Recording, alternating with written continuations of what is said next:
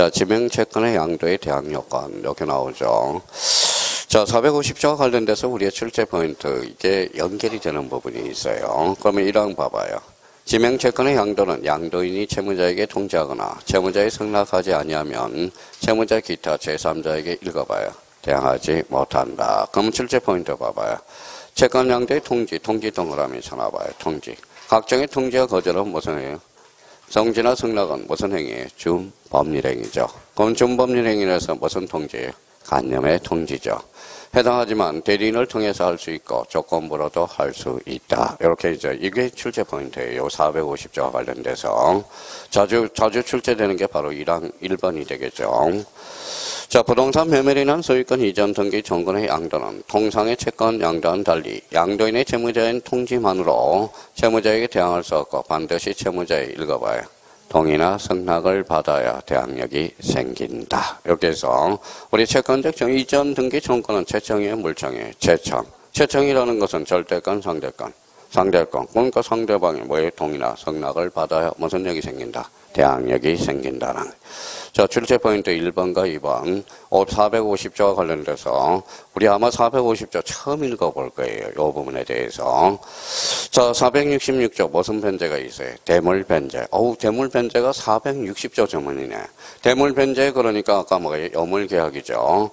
여물 계약 나와 있죠. 여물 계약은 그 위에 네 가지를 아까 쓰기 전에 현대계보 그렇죠. 여물 계약. 자, 대물 변제 계약은 읽어봐요. 대물 변제 예약이야, 예약. 대물 변제를 물어본 게 아니라 예약을 물어본 거예요. 그러면 낙성 계약이라는 거야. 낙성 계약. 이렇게 읽어봐요. 낙성 계약 변제는 계약이 아니라 무슨 행위예요? 사실 행위야. 자, 그러면 대물 변제 자꾸 헷갈려요. 그러면 여기 봐봐요. 대물 변제, 예약, 그 다음에 변제. 요 세 가지를 정확하게 구분해야 돼요. 그러면 대물 변제 예약은 뭐예요? 낙성 계약이야. 변제는 뭐예요? 사실행위야. 계약이 아니에요. 계약이 아니고. 그러면 여기 봐봐요. 여기에 대해서. 자, 자꾸 이제 요 두 개 지문에 자꾸 고전을 면치 못해요. 변제는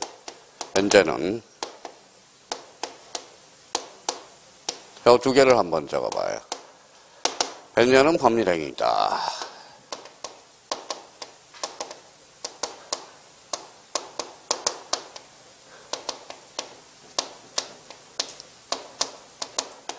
자, 요 두 개 지문 한번 봐봐요. 하나는 뭐예요?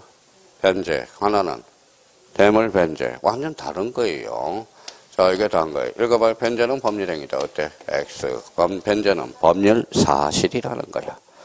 자, 대물 변제는 봐봐요. 대물 변제는 아까 여기 밑에다 써봐요. 무슨 계약이죠? 여물 계약이야. 그럼 요거 한번 읽어볼래요? 계약은 읽어봐요. 법률행위. 이렇게 되는 거죠. 그렇잖아요. 자, 자기가 대물 변제, 여물 계약, 현대, 계보 해놓고 요 지문이 간단하게 나오지만 이게 지문이 자꾸 헷갈리는 거야, 이 자체가. 그러니까 그러면 다시 한번 봐봐요. 변제는 법률행위가 아니라 법률 사실. 대물 변제는 법률 행위죠. 대표적인 무슨 행위니까? 여물 계약이니까. 근데 대물 변제 계약은 여물 계약이 아니라 무슨 계약이? 낙성 계약이야. 그 세 개를 정확하게 구분해 놓고 그래서 대물 변제, 그 유명한 대물 변제를 요거 조문 한번 우리가 숙제 한번 해봐요. 자, 채무자가 채권자의 승낙을 얻어서 본래의 채무 이행에 가름하여 다른 거부할 때, 급여를 할 때 변제와 같은 혈액이 발생한다. 이게 무슨 변제다? 대물 변제가 돼. 자, 467조 변제의 장소야. 변제의 장소 1항. 채무의 성질 또는 당사자의 의사표시의 변제 장소를 정하지 아니할 때 특정물의 인도는 읽어봐요. 그 유명한 이것도 자주 보는 거죠. 거기에다 줄 쳐놓으세요.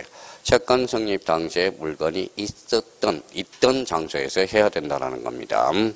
그러면 이 항은 전항의 경우 특정물 인도 이외의 채무 변제는 채권자의 현 주소에 채권자의 현 주소 줄 쳐놔봐요. 그러면 채권자의 현 주소에서 해야 되며, 그러면 이거는 뭐예요? 지참 채무가 원칙이에요. 지참 채무가 뭐예요? 주머니에 돈 넣고 가는 겁니다. 이게 지참 채무예요. 그러나 영업에 관한 채무의 변제는 영업자의 채권자의 영업소에 하여야 한다. 출제 포인트 나오네요. 467조 2항은 지차 채무의 원칙에 대한 특칙으로서 586조 매매 대금 지급 장소 요거 조심해야 됩니다. 나중에 이제 매매와 관련돼서 요걸 하나 딱 참고를 딱 해놔야 돼요. 자, 469조 제3자의 변제가 있네. 채무의 변제는 제3자도 할 수 있어 없어? 있어. 그러나 채무의 승질 또는 당사자의 의사표시 제3자의 변제는 읽어봐요. 허용하지 아니할 때 거라하지 아니하다. 이항은 이해관계 없는 제3자는 채무자의 의사에 반해서 변제하지 못한다. 요게 이제 나와 있고요. 473조 변제 비용의 부담 나와 있네요. 매매 계약 비용은 나와 있네요. 매매 계약 비용 거기에다 매매 동그라미잖아요. 매매 계약 비용은 당사자 쌍방이 균분해서 부담합니다. 근데 이제 변제 비용은 이제 읽어볼까요? 다른 의사 표시가 없으면 채무자의 누가 한다? 부담으로 하는 거야. 누구의 부담으로 해요? 채무자의 부담으로. 지금 뭐 배우고 있어요? 채권 배우고 있어. 채권. 자, 그럼 결론적으로 그러나 채권자의 주소 이전 기타 행위로 인해서 변제 비용이 증가될 때 그 증가액은 채권자의 부담으로 한다. 요게 이제 나중에 사례 문제 풀 때 요게 473조에 돼 있구나. 이게 사례 문제 풀 때. 자, 474조 영수증 현강 변전하여. 475조 영수증이야 채권 정서 반환이야. 영수증이고 그러면 475조는 채권 정서 반환이야. 우리 그 유명한 동시 이행 항변권에서 배울 준비를 해야 돼요. 자, 채무 변제와 영수증 교부는 읽어봐요. 동시 이행 관계야. 근데 그러면 변제와 채권 정서 반환은 동시 이행 관계가 아닙니다. 그럼 뭐라고 써놨는지 봐봐요. 채무 변제와 채권 정서 반환은 무슨 의무예요? 선후 이행 관계야. 그러면 결론적으로 474조와 관련돼서 475조 다시 한번 연습해 볼까요? 변제와 영수증 교부는 무슨 관계에 있다? 동시 이행 관계. 근데 채권과 채권 반환 정서는 뭐예요? 그때는 선이행 의무입니다. 그때는 동시행 관계가 아니라는 거. 그래서 474조, 475조 영수증 하나는 채권 정서 반환. 요거 동시행 관계 항변권으로 연결되는 부분입니다. 자, 그 다음에 507조, 그 옆에다 그림을 하나 그려봐요. 그 위에다가, 옆에다가. 뭐라고 써놨죠? 헌동. 옆에 거기 좌측에 여백이 있죠? 헌동. 헌동이 뭐예요? 또 다 까먹었다. 191조에서 헌동. 혼합해서 하나가 되는 것. 이게 바로 헌동이죠. 헌동과 관련돼서는 봐봐요. 이렇게 돌리라고 그랬죠. 선풍기. 187조 하나 돌려놓고. 자, 187조. 자, 우리 등기법 볼 사람은 헌동은 단독 신청이고요. 그 다음에 또 하나 이렇게 돌리니까 채권과 물건의 공통 소멸 사유가 바로 여기 근거가 있어. 채권과 물건의 공통 소멸 사유고 한 바퀴 돌려봐요. 하나 더 돌리면 자, 점유권과 강압권은 혼동으로 소멸한다 안 한다? 안 한다. 그래서 우리 저번에 배울 때 뭐라고 배웠어요?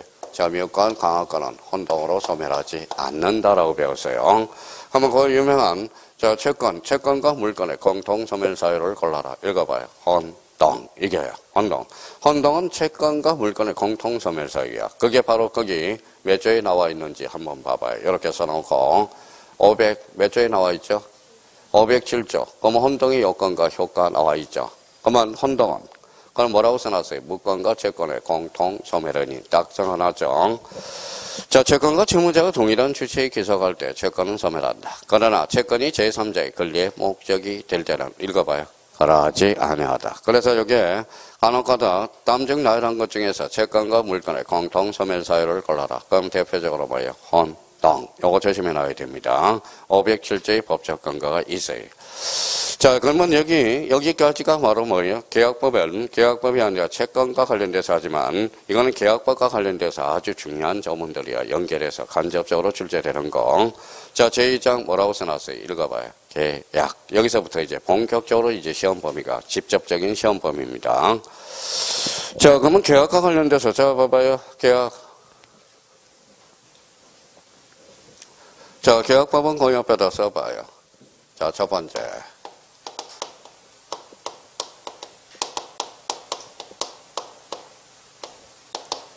뭐라고 써놨죠? 계약의 성립. 써놔봐요. 계약의 성립. 계약의 성립 100%야. 두 번째.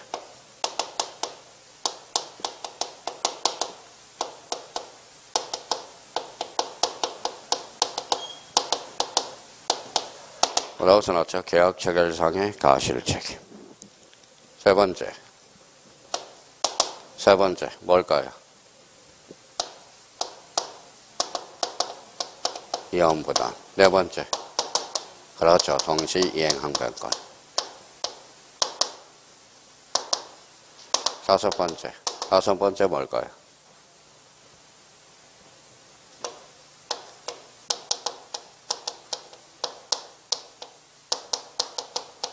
제3자를 위한 계약.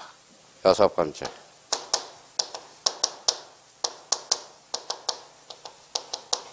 해제와 해지. 그죠. 자, 하나 빼드릴게요.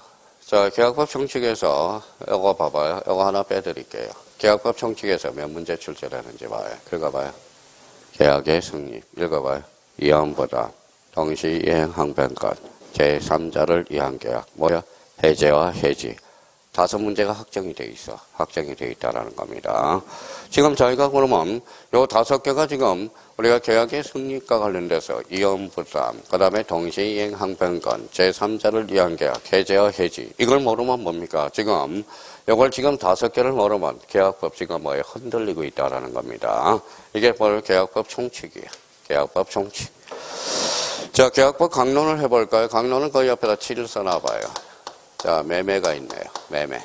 매매에서 두 문제가 출제되죠. 뭐가 출제될까요?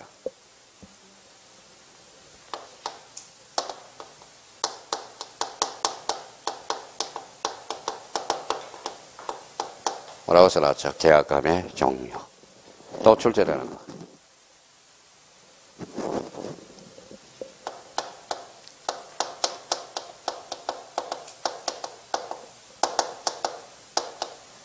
뭐라고 써놨죠? 매도인의 담보 책임. 자, 그러면 이제 두 문제가 거진 확정이 돼 있고요. 이제 두고, 그러면 이제 여덟 번째.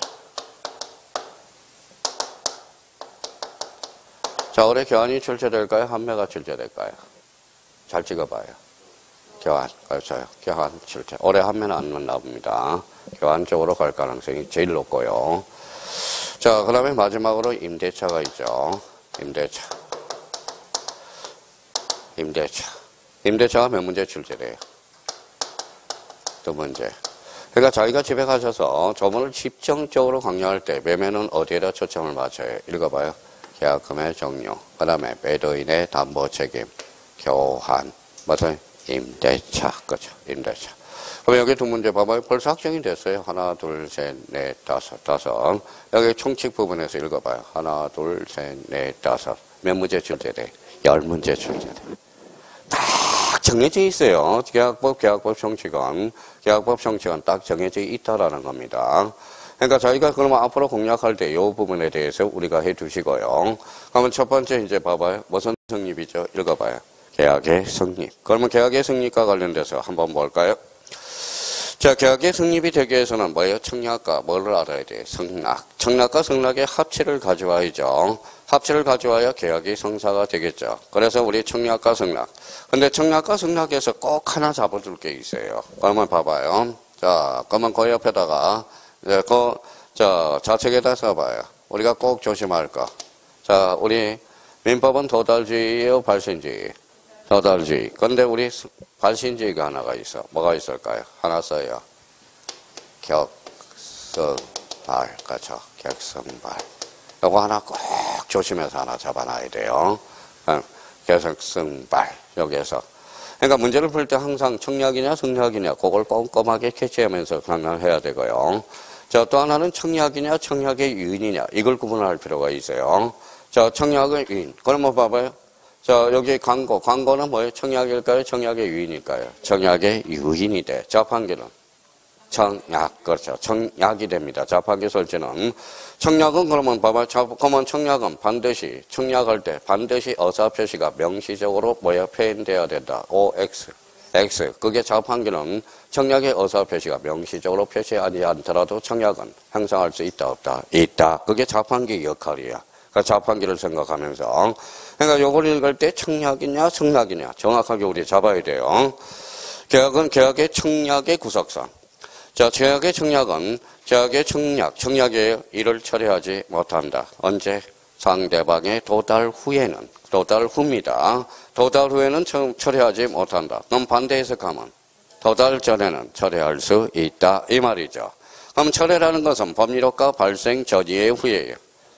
그래서 거기 출제 포인트. 상대방에 도달되기 전 동그라미. 전에는 철회할 수 있다. 이렇게 해서. 자, 성납기간을 정한 꼼꼼하게 해야 돼. 정한 흥강편전하여. 정한 계약의 청약이야.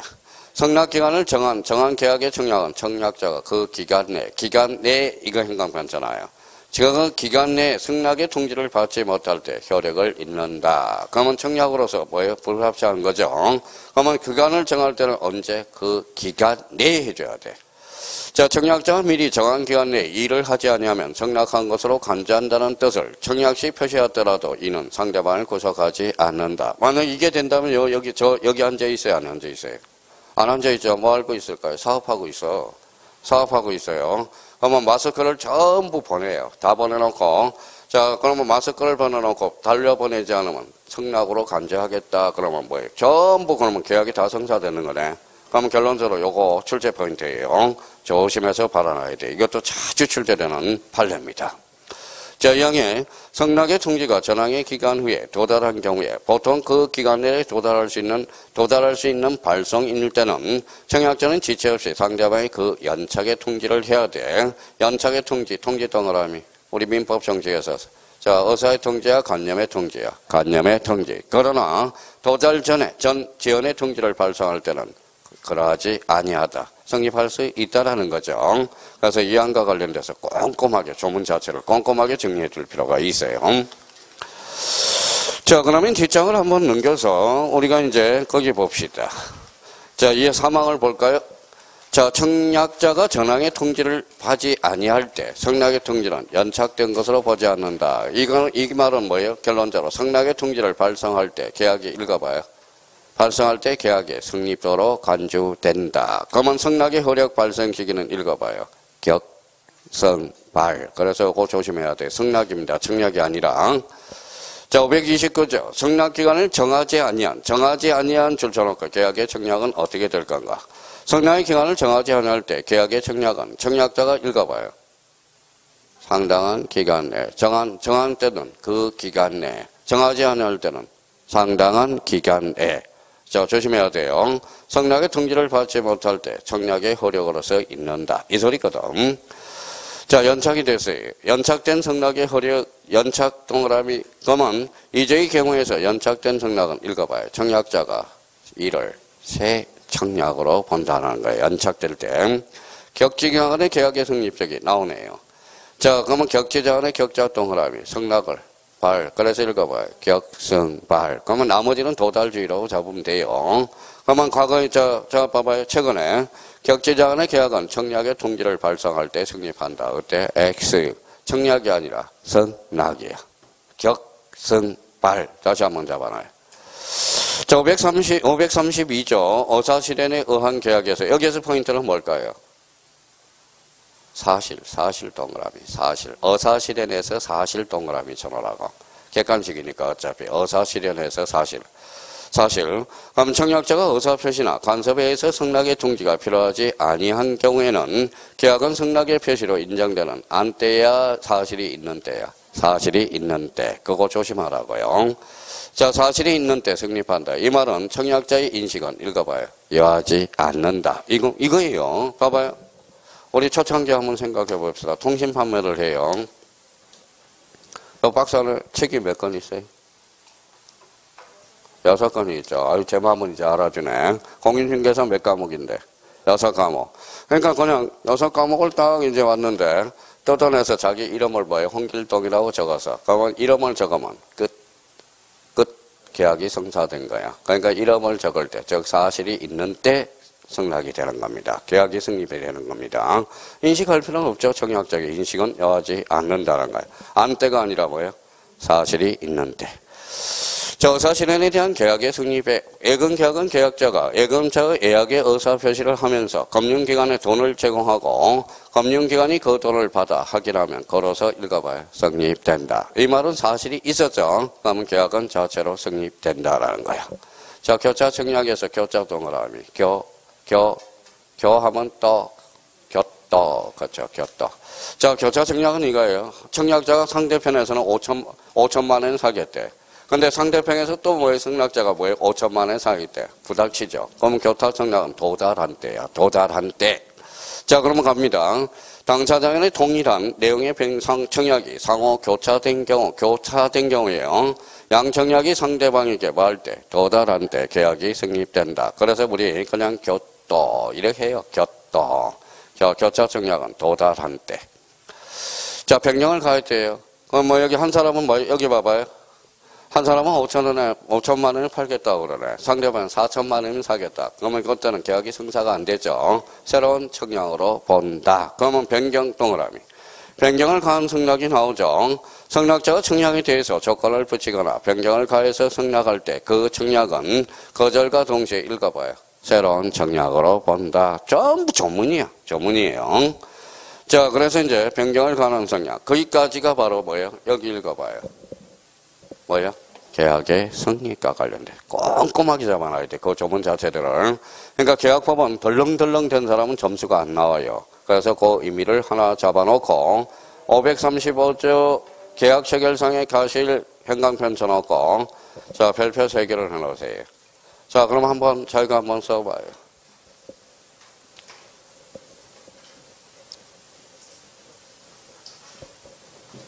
그 옆에다 이렇게 써볼래요?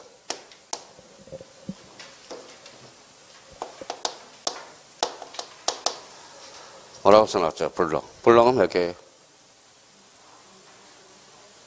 그렇죠. 원시적 불능과 후발적 불능. 한번 써봐요, 자기가. 원시적 불능.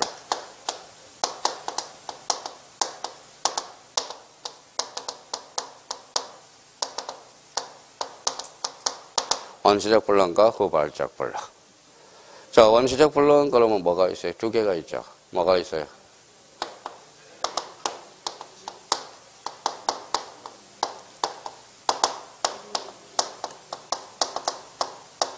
전부 불능과 일부 불능. 가자. 자, 전부 불능, 요거는 뭘로 해결할까요?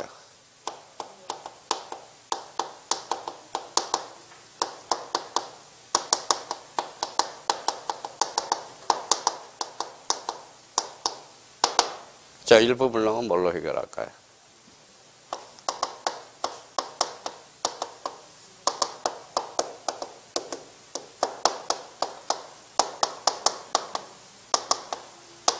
자, 일부 무효의 법리네. 일부가 무효면 전부가 무효죠. 그러면 결론적으로 원시적 불능은 원칙적으로 뭐였어요? 무효. 그렇죠. 무효라는 거죠. 그렇죠. 원시적 불능은 무효입니다. 지금 요 체계를 좀 잡아놔야 돼요. 그 밑에다가. 이렇게 잡혀놓죠. 지금 요것도 모르면서 어떻게 계약 체결상의 가실 책임이 어떻게 어디에서 빠져나오는지. 그러면 여기에 대해서 137조에 대한 특칙이 있어 없어? 있어. 그게 어디예요? 더. 약간 규제법. 특칙이 하나가 있어요. 자, 일부가 무효면 전부가 무효죠. 근데 약간 규제는 일부가 무효더라도 그 한도 내에서 유효할 수 있다. 이게 약간 규제법의 특칙이 하나 있거든. 이거 내용도 내용이지만 일단 요 체계부터 잡아라. 이제 다다음 주 되면 징그럽게 문제 풀어. 이제 징그럽게 문제를 푼다고. 아마 지겨울 정도로 풀 거예요. 지겨울 정도로. 그러면 여기 잡아요. 후발적 불능 그러면 또 2개로 나눠지죠. 뭐예요?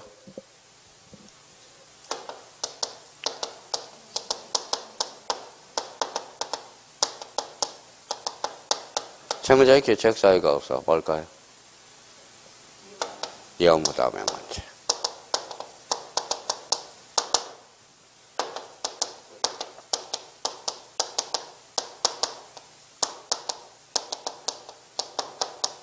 채무자의 기책 사유가 있어. 뭘까요? 채무불이행 책임.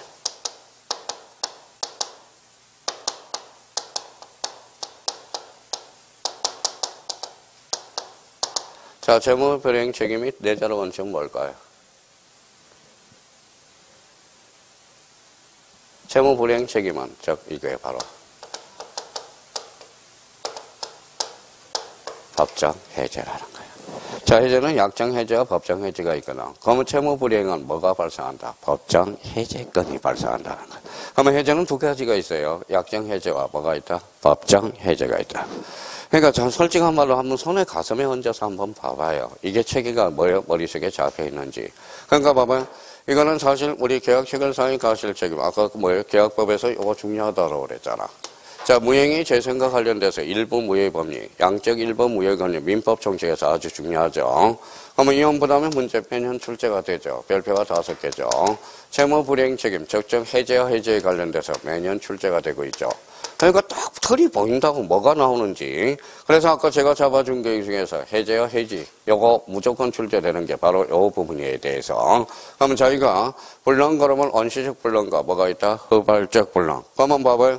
그러면 결론적으로 원시적 불능은 뭐예요? 무효죠. 그 대표적인 게 뭐예요? 계약체결상의 가실책임이야. 자, 그러면 거기에 대해서 계약체결상의 가실책임과 관련돼서 딱 조문 하나밖에 없어. 자, 그러면 그걸로 이제 정리를 한번 해봅시다. 자, 제가 이제 주변에 이제 설명을 달아놨죠. 원시적 불능으로 계약이 무효인 경우, 무효 동그라미, 손해배상 책임이, 즉, 계약 체결상의 가실 책임이야. 자, 목적이 불능한, 그러면 원시적 불능, 계약 무효죠. 그 불능을 알았거나, 그러면 거기 뭐라고 써놨어요? 악의 또는 가실이 있은 자는 상대방이 줄쳐나봐요. 계약의 유효를 믿음으로 인하여 받은 손해를 뭐예요? 배상해야 된다. 그러면 실내이익 배상의 이행이익 배상의 실내이익 배상이죠. 가령 조사비용, 융자비용, 기획 거절로 인한 손해배상 등 이게 바로 실내이익 배상이거든. 그러나 배상인지 읽어봐요. 계약이 유효함으로 인하여 생긴 이익액을 뭐예요? 넘지 못한다. 그러면 이행이 가령 전매 차익이 있죠. 그러면 그 이행을 넘지 못한다는 거야. 그래서 거기 뭐라고 그랬어요? 가행 배상 금지 원칙이라는 거야. 그러면 결론적으로 여기에서 그럼 이항과 관련돼서 이걸 등한시한다고. 그럼 봐봐요. 전항의 규정은 상대방이 불능을 알았거나 알 수 있는 경우는 적용하지 아니한다. 이 말은 반대해서 가면 상대방이 선이 있고 무가실일 때만 적용이 있다라는 거야. 이항이. 그러면 결론적으로 전항의 일방에 대해서 계약 체결상의 가실 책임을 물어 손해배상을 청구하기 위해서는 불능에 대해서 읽어봐요. 선이 있고 무가실이어야 돼. 상대방. 그러면 계약 체결상의 가실 책임. 자, 계약 체결상의 가실 책임은 딱 그거야. 출제 포인트. 535조 적용 여부에 문제되는 경우 찾았어요? 우리 판례는 545조 자체밖에 없어. 그러면 주로 뭘로 물어보느냐? 여기 옆에다 써요. 불법행위 책임으로 물어본다는 거야. 불법행위 책임으로. 불법행위 책임으로. 근데 맨날 나오는 게 딱 정해져 있어. 계약교섭 요 판례야. 계약교섭. 자, 계약교섭 행강편 쳐놓고 계약교섭 중 부당하게 중도 파기된 경우 이거예요. 판례는 무슨 행위로? 불법행위에 대한 손해배상을 인정할 뿐 535조의 계약체결상의 가실책임은 유치하지 않는다. 혹시 계약교섭 그다음에 이게 나오면 그냥 자, 그러면 계약체결상의 가실책임과 관련돼서 우리 판례는 535조 자체에 불과하고 무슨 행위? 불법행위에 대한 손해배상으로 물어보고 있다는 겁니다. 자, 2번. 계약이 착오로 이유로 취소된 경우 나왔네요. 계약이 착오로 취소된 경우 통상은 535조를 유치하여 취소한 자의 상대방에 대한 손해배상은 긍정하나 판례는 부정하고 읽어봐요. 불법행위 대금의 책임도 묻지 않는다라는 거야. 그러면 착오는 봐봐요. 착오가 뭐 제가 착오를 일으켰어? 불법행위야? 아니죠. 그러면 착오에 대해서 불법행위에 대한 손해배상은 청구하지 않는다라는 거야. 여기 2번도 되게 많이 질문이 들어와요. 착오 자체는 불법이 아니거든. 자, 3번. 수량 지정 매매에 있어서 매매 수량이 부족한 경우 매수인은 매도인의 담보 책임을 물을 수 있을 뿐 그 매매 계약이 미달 부분에 대해서 일부 무효임을 들어 분양이득 반환을 청구하지 않고 그 부분의 원시적 불능을 이유로 계약 체결상의 가실 책임은 읽어봐요. 물을 수 없다. 수 동그라미 쳐봐요. 수. 그러면 그 옆에다 써요. 뭘 써요?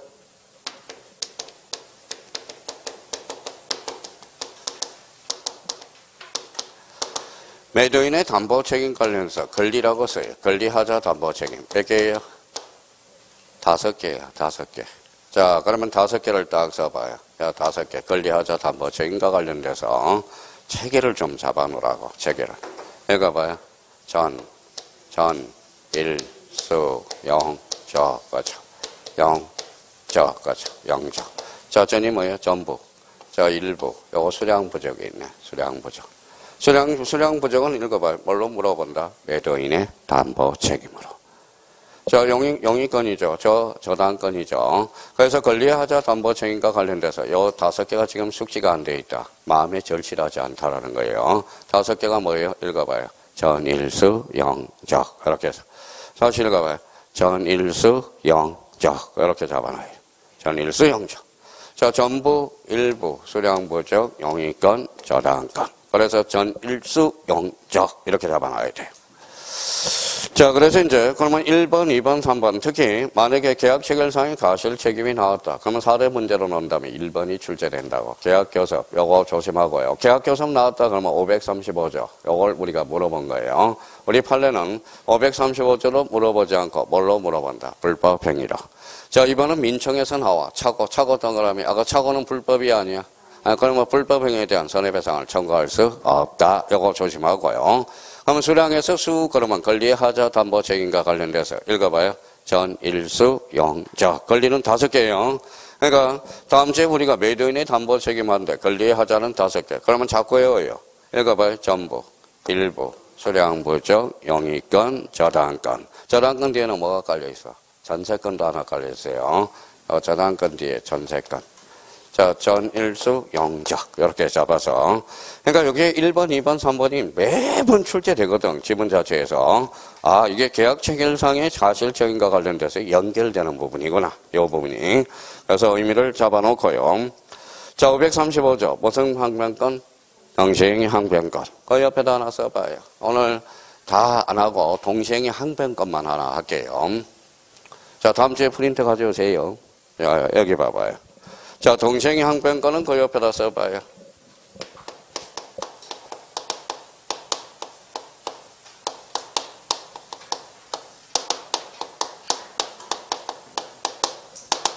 자, 쌍무계약의 특질. 옆에 여백이 딱 적어놔요. 동시행위 항변권 우측에 쌍무계약의 특질. 쌍무계약의 특질. 몇 개예요? 야, 말도 안 해요. 쌍무 밑에다 써요. 쌍무는 뭐예요? 쌍무는 이거는 뭐예요? 결련성이야. 결련성은 뭘까요? 이거는 당사자를 정해. 자, 어떤 분이 그한테 물어보더라고요. 결련성이 뭡니까? 당신과 나의 관계. 이걸 결련성이라고 그래. 결련성이라고. 결련성. 쌍무계약의 특질. 그러면 여기 읽어봐요. 쌍무계약의 특질은 읽어봐요. 결련성. 몇 개가 있어요? 3개가 있죠. 뭐가 있어요? 자, 그러니까 그냥 외우려고 그러니까 그래. 읽어봐요. 계약이. 읽어요. 계약이 성립. 그래서 성립상의 결련성. 자, 두 번째, 이행상의 결련성. 계약을 이행하고 이행상의 결련성. 세 번째, 무슨 상의 결련성? 전속상의 결련성이야. 전속상의 결련성. 자, 성립상의 결련성은 이미 배웠어요, 안 배웠어요? 배웠잖아. 뭘 배웠는데? 계약 체결상의 가실 책임.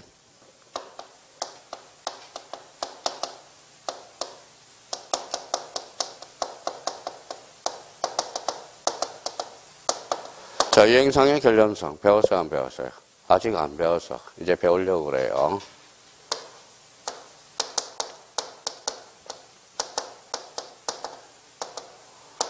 당시 이행 항변권.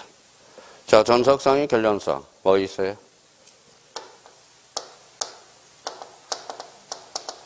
이연부담이잖아. 이연부담.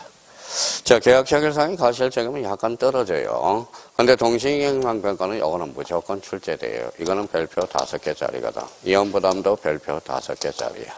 별표 5개. 동시이행 항변권과 이연부담이 안 나오면 계약법 문제가 아니거든. 그러니까 일단 계약 체결상의 가실 책임은 535조와 관련돼서 요 한 지문으로 처리해버리고, 그러면 동시이행 항변권 여기 아주 중요해. 그럼 오늘은 그러면 좀 더 하면 여기까지 하고 마칠게요. 이연부담까지. 몇 개 점은 안 남았어요. 화이팅. 원래 해지까지 해야 되는데 지금 뭐예요? 좀비가 돼가고 있어요. 좀비가. 자, 그러면 여기 한번 봐봐요. 536조. 무슨 항변권? 동시이행 항변권. 자, 그러면 맨 밑에다가 거기 동시이행 항변권 거기 맨 밑에 있죠. 맨 밑에 여백이 있어요, 없어요? 있어. 그러면 크게 써봐요. 여기 이렇게.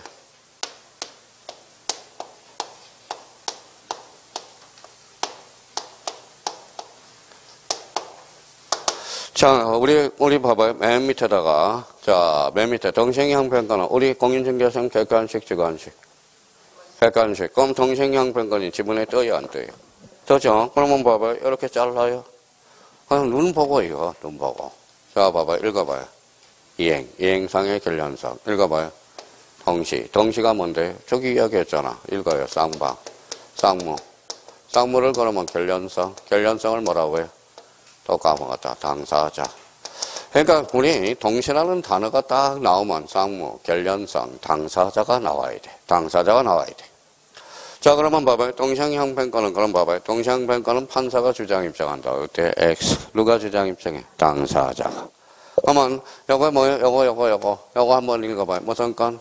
항변권. 그러면 무슨 항변권이야? 공부 겁나게도 안 해요. 연기적 항변권. 항변권은 두 가지가 있거든. 연기적 항변권과 영구적 항변권이 있거든. 이걸 잡아야 돼요. 이 자체를. 자, 그 다음에 또 봐봐요. 자, 동시행 항변권을 두자로 원칙 뭘까요? 지금 뭐 배워요? 채권. 그렇죠. 채권이요. 누굴 찾아라? 누굴 찾아라? 채권은 계약 당사자를 찾아라. 이게 포인트예요. 그러니까 우리 채권은 동시행 항변권은 누구든지 주장할 수 없어. 계약 당사자만 주장할 수 있어요. 채권이기 때문에. 자, 그러면 봐봐요. 그러면 채권이니까 어때? 여기에다 써요. 강행 규정, 임의 규정. 임의 규정. 좋아요. 임의 규정. 자, 그래서 이게 눈에 싹 정리가 돼야 돼. 그리고 또 하나 중요한 게 하나가 있어. 뭘까요? 동시행 항변권에서 아주 중요한 거. 동자에다가 동자에다 동그라미 쳐놔요. 그러면 동을 쭉 놀려봐. 뭘까요?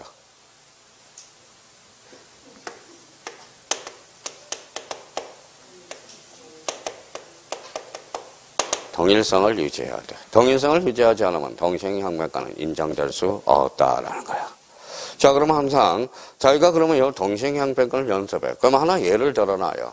자, 동일성 유지 밑에다 경계계약이라고 써요. 경계. 경계계약은 인정될 수 없어. 왜? 경계가 뭐예요? 부채무를 심채무로 바꾸는 거거든. 그하고 신채무는 같아 달라. 그러면 경계계약에서도 동시 이행 항변권이 인정된다. 어때? X. 그러니까 이거부터 자꾸 훈련을 해요. 이것만 자꾸. 그러면 이걸 살짝 이용만 해먹으면 되는 거야, 이게. 이용만 해먹으면 돼요. 그러니까 이제 동시행 항변권은 이걸 우리가 치고 들어가는 거야. 그리고 그 밑에다가 하나 써봐요. 자, 민법상 대표적으로 민법상 명문 규정이 있는 것. 자, 그러면 요 세 개는 그냥 좀 애워져요. 자, 대표적으로 이제 명문 규정이 있는 것. 자, 동시행 항변권이 법적 근거가 있는 것. 명문 규정이 있는 것. 써요. 자, 전담 언가라고 써요. 전담 언가. 아주 요긴하게 써먹습니다. 전담 언가, 이렇게 해야 돼요. 자, 전이 뭐예요? 전세권에 동시행 항변권이 하나 있어. 담보이 뭐예요? 담보 책임이 하나 있어. 요건 원이 뭐예요? 원상회복 의무, 즉 해제권의 효과 관련돼서 요 가가 뭐예요? 가등기 담보의 규정이 딱 돼 있어. 그래서 전담 언가 요거 외워놓으면 5개 지문에서 2개 지문이 간편하게 처리가 돼. 이거 한번 볼까요? 전담 언가. 읽어봐. 전담 언가야. 전담은 가라고. 전담은. 자, 그리고 전세권, 담보 책임, 원상회복, 가등기 담보. 이렇게 돼. 그럼 또 하나 이제 여기 또 하나 여기에서 비례해서 여기에서 하나 적어 놓을까? 선이행 의무가 있는 것들.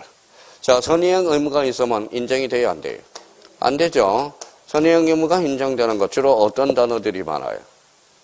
돈값할마 변제 의무, 변제 의무. 이거는 선이행 의무야. 그러면 인정되지 않아요? 변제 의무.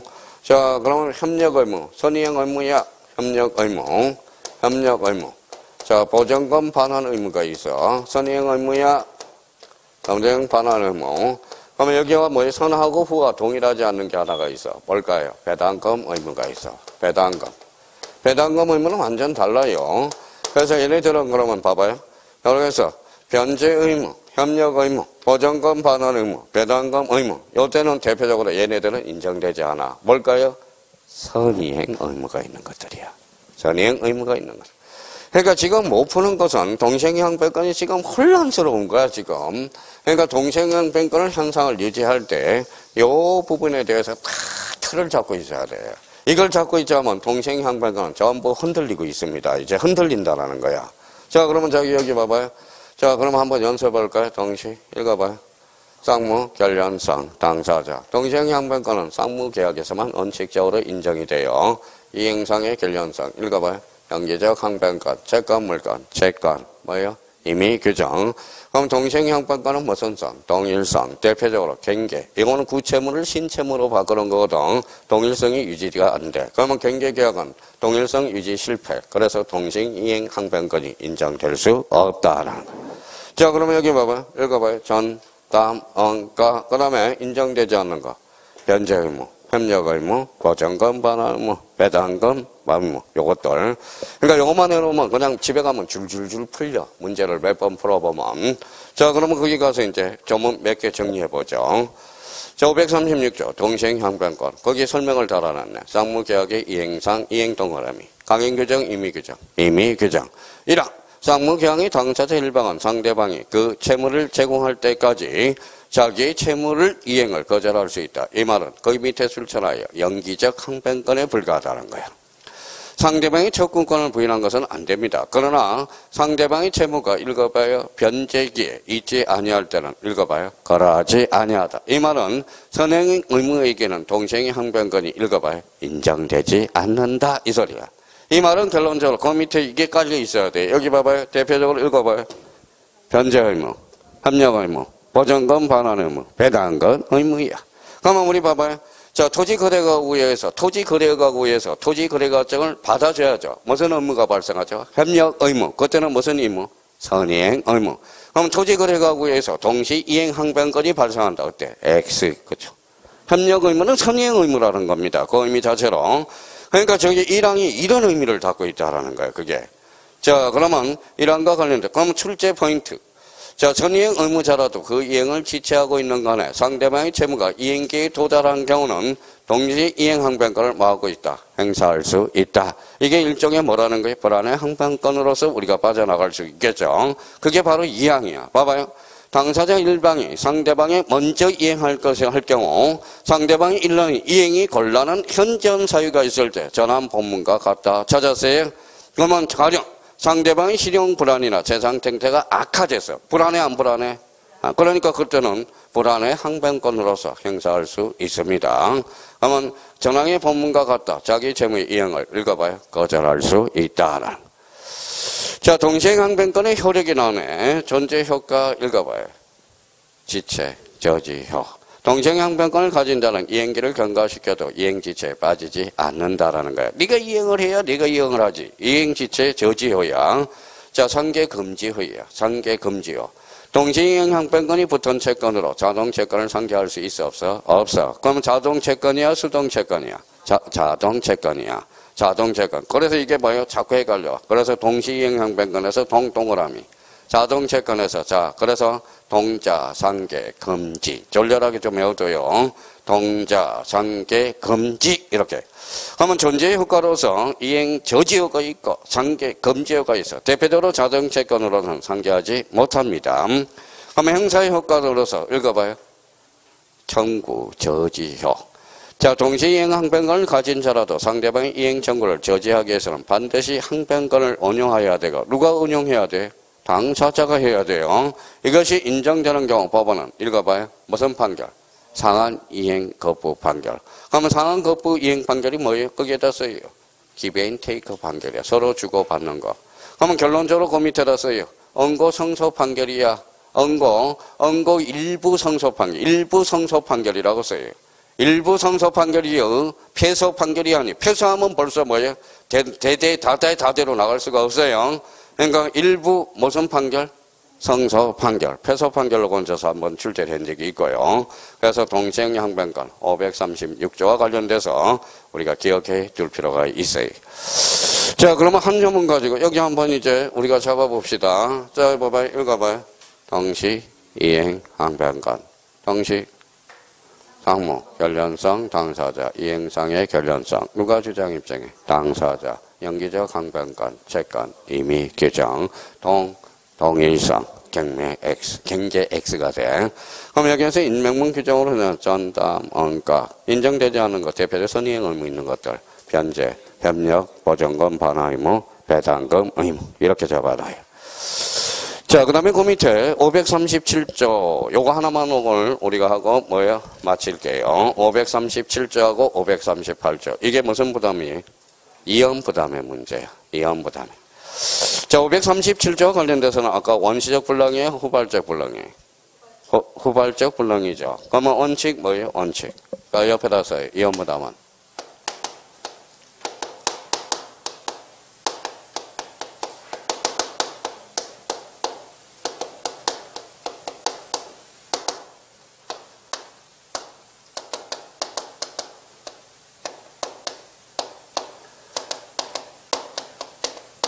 자, 원칙은 뭐예요?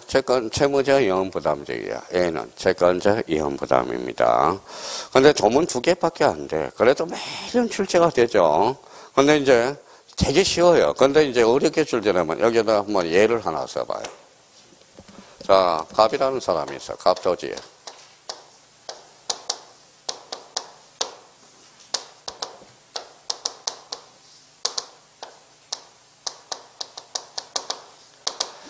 자, 갑이 뭐예요? 갑 토지를 어라고 계약을 했어요. 이 사람은 매도인이 매수인이? 매도인. 이 사람은 매수인이죠.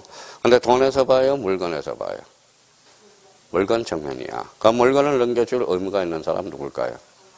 갑이죠. 그래서 이 사람은 뭐예요? 물건 측면에서 본다면. 읽어요? 채무자. 이 사람은 채권자가 되는 거예요.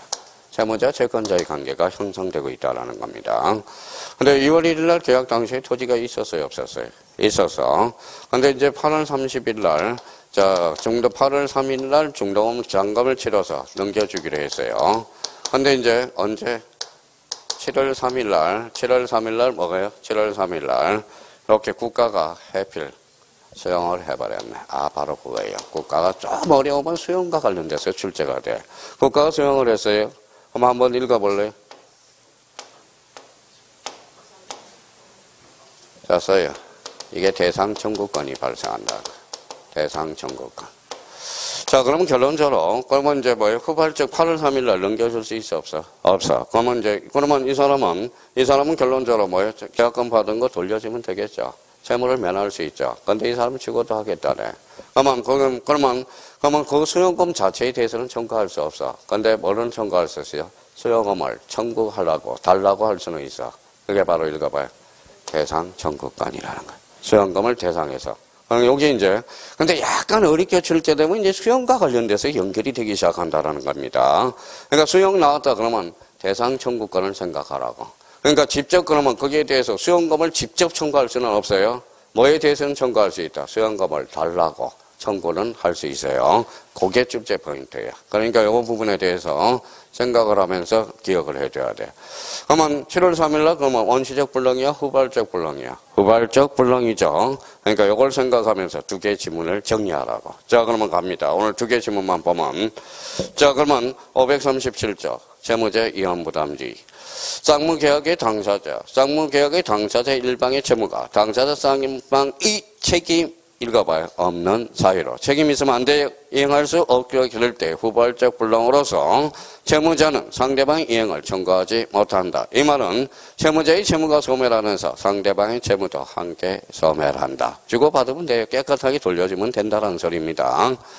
자, 그러면 출제 포인트와 관련돼서 쌍무계약이 거부의 위험은 채권자가 부담하고 그 다음에 반대 의무 대가 위험은 누가 감안한다? 채무자가 부담한다. 이번에 쌍무계약에서 당사자 쌍방에 기책사유가 있대 없대? 없대. 그러면 채무가 이행불능이 된 경우 채무자는 거부 의무를 면함과 더불어 반대 거부도 청구하지 못하므로 쌍방 거부가 없었던 경우에 계약 체결은 소멸하고 이미 이행한 거부는 법률상 언인 없이 거부가 되어 읽어봐요. 부당 2등 법리에 따라서 읽어봐요. 반환 청구할 수 있다. 오케이. 이게 바로 537조와 관련돼서 의미를 다시 한번 잡아놓고 자, 여기 봐봐요. 원칙은 무슨 부담주의다? 채무자 이행부담. 근데 채무자는 주려고 그래요. 근데 채권자가 지체 중에 사건이 벌어져서 그때는 누구한테 전가가 된다? 채권자. 이게 바로 538조. 채권자 기책사유에 의한 이행불능이야. 자, 쌍방계약의 당사자 일방의 채무가 채권자, 거기에 줄쳐놔요. 채권자의 책임 있는 사유, 거기만 이행할 수 없게 될 때 채무자는 상대방의 이행을 청구할 수 있다. 자, 채권자의 수령지체, 마찬가지. 수령지체 줄쳐놓고 당사자의 쌍방의 책임 없는 사유로 이행할 수 없게 될 때도 또한 같다. 그러면 결론적으로 봐봐요. 자, 채권자 이혼부담주의는 뭐예요? 누구 기책사유로? 채권자의 책임. 채권자 이행 지체인 경우도 뭐예요? 채권자 이연 부담으로 정한다는 겁니다. 예외적으로. 전항의 경우 채무자는 자기의 채무를 면함으로써 이익을 얻을 때는 이를 채권자에게 봐야 된다. 상환해야 된다. 그래서 537조, 538조 요거 두 개 조문이야. 매년 출제되고 있다는 거 다시 한번 잡아놓고 자 539조 뭐라고 써놨죠? 제3자를 위한 계약 찾았어요? 네, 그거는 다음 주에 해야 되겠네요. 약속을 했으니까 되게 좋아하시네요. 자 그래서 이제 요 의미 다시 잡아놓고 요거 집에 가서 자꾸 눈팅을 해달라는 거 부탁 좀 드리겠습니다. 오늘은 여기까지 하고 다음 주에 요거 꼭 가져오셔야 돼요. 다음 주에 이제 요거하고 더 하나 받으면 이제 계약법이 이제 마무리가 되는 거니까 거기 이후로부터는 이제 뭐예요? 이제 문제 돌리는 거야. 이제 문제. 하여튼 오늘 고생 많았고요. 건강관리 잘 하시고 다음 주 목요일 날 뵙도록 하겠습니다. 감사합니다. 안녕히 계십시오.